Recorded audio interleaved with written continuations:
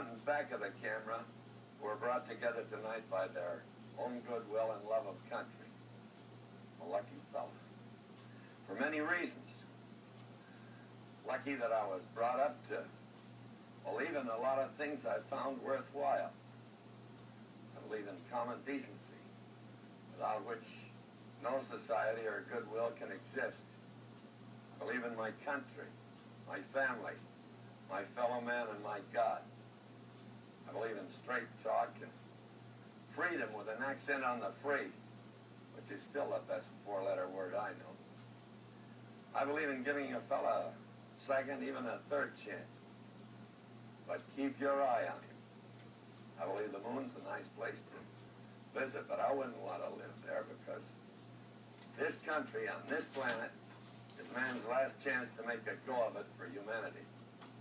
I believe there's time in my life and yours to get this country in such shape that God would be proud of it. I believe your kids and mine are just you and me getting a second crack at the world.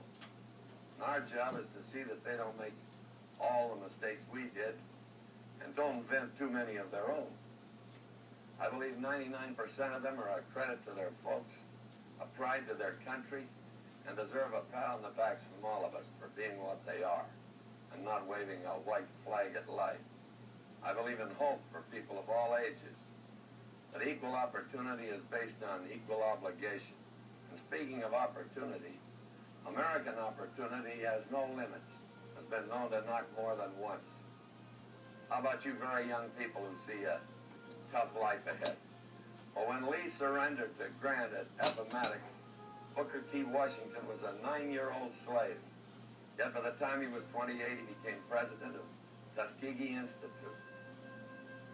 And at 8 months, Neil Armstrong took his first small baby step toward mankind and fell flat on his face.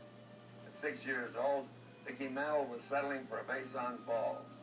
At 7, Wilt Chamberlain nailed a practice hoop over his garage without a ladder. And at 8, Charles Lindbergh was flying a kite and wondering how it'd feel to be up that high. At 9, Burt Bacharach was thinking the piano lessons would never end. How many of you are pushing 50 and complaining that the country is going to hell? Crispus Attucks was in his 40s when he died on State Street in Boston, fighting for the freedom that we share. And John F. Kennedy was 44 when he asked not what his country could do for him, but what he could do for his country. And how many of you over 65 are just settling down now to rest after a busy life? Well, a fellow by the name of Eisenhower, who had already lived one lifetime as a soldier, was reelected to the presidency when he was 67 years young. Well, by now I've made my point, or I never will. Oh, there's one other thing. Every man and woman or child I've ever known, met, seen, or heard of wants one thing more than anything else in the world. That one thing is tomorrow. Tomorrow, that's the only thing any of us have going for us. And I believe this. If tomorrow all of us, every single one of us gets out of bed and says, this is my country and I'm going to do good for it, we'll make the greatest step forward since a pilgrim's foot found Plymouth Rock. Tomorrow, remember, this is my country and I'm going to do good for it. Just might work. We'll never know unless we give it a fair try. Oh yeah, and there's one other thing I'll say tomorrow because I say it every day of my life. God bless America.